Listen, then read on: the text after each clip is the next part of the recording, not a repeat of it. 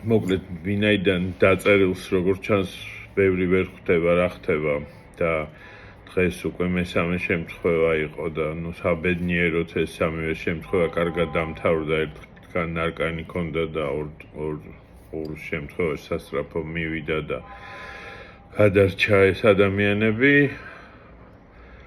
მოკლედ ეხა მაინც ვიდეოს ჩავწერ რომ მაინც იცოდეთ რას ვაკეთებთ ზედოზირების დროს იმიტომ რომ ეს ბოლო ორი კვირა როგორც ჩანს ზედოზირების რიცხვმა ძალიან მოიმატა მოკლედ პირველი თუ ნახეთ ადამიანი უგონო მდგომარეობაში პირველი დიაგნოსტიკური ნიშანი თუ არის მოხმარებული ოპიატი ხო ეს არის წვრილი ნემსისებრი გუგა რომელიც არ რეაგირებს, ანუ გუგა არ ფართოვდება.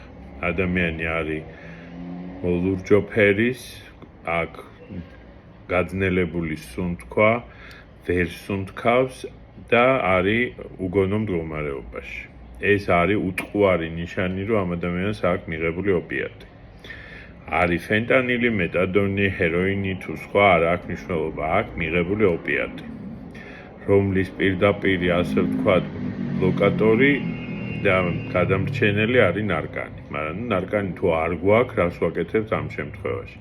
პირველ რიგში, რასაც ვაკეთებთ, არ ვმალავთ ამ ადამიანს არსად, არ მიყავს, არ გვეშინია, ვრეკავთ 112-ში.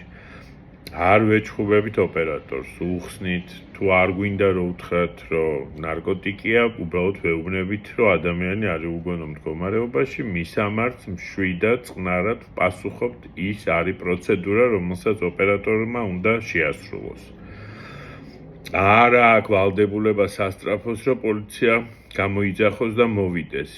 ამიტომ ვეუბნებით სასწრაფოს, რომ არის უგონო მდგომარეობაში, აქა და აქ და მოდის სასწრაფო. რა ვშვებით მანამდე? პირველ რიგში ვაწვენთ გვერდზე, იმიტომ რომ შესაძლებელია მოხდეს გულის რევა, ღებინება და ეს ნაღები მასა მოხდეს ფილტვში და მოხდეს ასპირაცია, რაც კიდევ უფრო გართულებს მდგომარეობას. მეორე, თუ ვხედავთ, რომ ადამიანი არ სუნთქავს და ეს სუნთქვითი მოძრაობები არის ძალიან გაიშვიათებული, არის მოლურჯო ფერის, გონზე ვერ მოდის და ასე შემდეგ, პირველ რიგში უკეთებთ ხელოვნურ სუნთქვას, პირიდან პირში, ან პირიდან ცხვირში.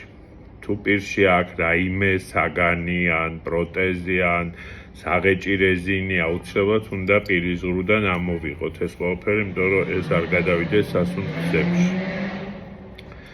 ეს არის ჩვენი ქმედება, სანამ მოვა სასწრაფო. თუ გვაქვს ნარკანი, უკეთებთ ნებისმიერ ადგილას. კარგია, თუ ენის ქვეშ გაუკეთებთ და გვაქვს შპრიცი, ნარკანი, ახლოს არის აფთიაქი, იმ აფთიაქში იყიდება ნარკანი და გაუკეთეთ. ეხლა რაც შეეხება მივიღეთ ნარკოტიკი და წავედით ჯერ ერთი ვინც იღებს ნარკოტიკს. არასოდეს არ მიიღოთ მარტო. თუ ხართ მარტო სახლში, დაურეკეთ ვიღაცას, რომ მე ვაპირებ ნარკოტიკის, ვინც არის თქვენი ნდობით აღჭურვილი პირი. იმიტომ რომ არავინ არ იცის დღეს ნარკოტიკში რა არის გარეული და დიდი შანსია, რომ იყოს გარეული ფენტანილი, ან მეტადონის კრისტალი, ან ასე შემდეგ, რომელმაც შეიძლება გამოიწვიოს მძიმე ზედოზირება. ფენტანილის შემთხვევაში შესაძლებელია პირველი მომენტი, ანუ პრიხოდი, ტალღა იყოს ძლიერი და ამ დროს გეგონოს, რომ არაფერი არ მოხდება, მაგრამ მერე შეიძლება წაიყვანოს ძილში ადამიანი და ძილში ანუ გადავიდეს უგონო მდგომარეობაში და განვითარდეს ზედოზირება. ესი ძალიან მნიშვნელოვანია. თუ აქვს ფენტანილს, ამფეტამინს გარეული ფენტანილი იწყებს უფრო გვიან მოქმედებას. პირველი ტალღა არის ამფეტამინის და პირიქით იწყება აჟიტაცია, თავის ძლიერი ტკივილი, მოუსვენრობა და ასე შემდეგ. შფოთვა, ფორიაქი, ძლიერი გაწითლება სახის, ადამიანი ვერ ნახულობს ერთ ადგილს და მერე გადადის უკვე უგონო მდგომარეობაში. ანუ ესი ძალიან მნიშვნელოვანია. თუ არის ამფეტამინთან ერთად ფენტანილი, ანუ პირველ რიგში არ ვტოვებთ მარტო, არსად არ მალავთ, არსად არ ჩხმალავთ, არსად არ მიყვავს, არსად არ გვეშინია, ვრეკავთ სასწრაფოში, იმიტომ რომ გადაარჩენთ ამ ადამიანის სიცოცხლეს. პირველ რიგში ვრეკავთ 112-ში. თუ გვაქვს ნარკანი, უკეთებთ ნარკანს, თუ არ გვაქვს ნარკანი, უკეთებთ ხელოვნურ სუნთქვას. ეს არის ძალიან მნიშვნელოვანი. ეს დღეები რამოდენიმე უკვე ბევრი შემთხვევაა ზედოზირების, როგორც ჩანს, ჩადებულ დამარხულ წამალში არის ძალიან ძლიერი რაღაცა ფრაქცია, კაცმარიც რა არის, ან იქნება ფენტანილი, ან მეტადონის კრისტალი და ასე შემდეგ. ამიტომ გაუფრთხილდით ხალხო თავს, ერთმანეთს ვენაში შეყვანილს უკან ვერ გამოიყვან. თუ არის უცნობი, არ იცით, თქვენს ნუ გარისკავთ ესეთ რაღაცებს, იმიტომ რომ ძალიან საშიშია, მით უმეტეს ადამიანები, რომელიც ვითომ გართობის მიზნით ამას შვებით და აკეთებთ, არის ძალიან მძიმე ნარკოტიკები გარეული და არის სერიოზული პრობლემები. ამიტომ ძალიან გთხოვთ, გაუფრთხილდით თავს და ეს მომენტი გაითვალისწინეთ. პირველი დახმარება კიდე ერთხელ რა უნდა გავაკეთოთ? არ ვტოვებთ მარტო თუ არის აღზნებული, ვცდილობთ, რომ დავამშვიდოთ და მშვიდ ადგილას გავიყვანოთ, რომ ნაკლები ხალხი იყოს. არ ვმალავთ არსად, არ ნაშვებით, არ ვტოვებთ მარტო. ან მიყვავს თუ არის ახლოს ავადმყოფოში, თუ ვერ ვასწრებთ, თუ სასწრაფო გვეშინია, რომ მოვიდეს, ხო? მიყვავს ავადმყოფოში, რაც შეიძლება მალე. იმ თუ არის ადამიანს გაჩერებული აქვს სუნთქვა, ამ შემთხვევაში ვაკეთებთ ხელოვნურ სუნთქვას. თუ სუნთქავს არ ვაძინებთ, ანუ მიდის ძილისკენ, ვცდილობთ, რომ გამოვაფხიზლოთ, სანამ მოვა სასწრაფო.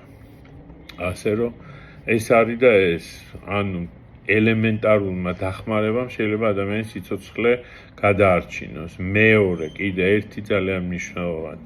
თუ ადამიანმა მიიღო ნარკოტიკი და წავიდა სახლში, აუცილებლად ვიღაცა უნდა გააფრთხილონ, რომ მიაქციოს ყურადღება, რომ ღამე ძილში დილას არ დახტეს მკვდარი ეს ადამიანი, იმიტომ რომ შეიძლება ძილმა უფრო დააძლიეროს, დაიბლოკოს სუნთქვის ცენტრი და ადამიანი გარდაიცვალოს. ამიტომ აუცილებლად ყურადღება უნდა მიაქციოთ ესეთ ადამიანებს, რომლებმაც მიიღეს ესეთი უცნობი ტიპის ნარკოტიკი. რა ვიცი, მეტი რა გითხრათ, რაც ვიცი, გეუბნებით და ეცადეთ, რომ ეს ყველა ეს რაღაცა ელემენტარული დახმარება ნუ შექმნით პანიკას, ნუ ყვირი ხართ, ნუ ჩხუბობთ, ნუ ყვირი ხართ, დამშვიდით, დაწყნარდით, მესმის რაღაცა ყველას რაღაც გაკეთება უნდა, მთავარი არის ადამიანმა ისუნთქოს. ისუნთქოს. იმიტომ რომ პირველ რიგში ხდება სუნთქვის ცენტრის ბლოკირება და ადამიანის სუნთქვა უჩერდება. ეს არის მთავარი და მთავარი არის მოვიდეს სასწრაფო, რაც შეიძლება მალე. და ნუ გეშინიათ ამ სასწრაფოს გამოძახება, ნუ გეშინიათ, გადაარჩენთ ადამიანს, არ მოკვდება.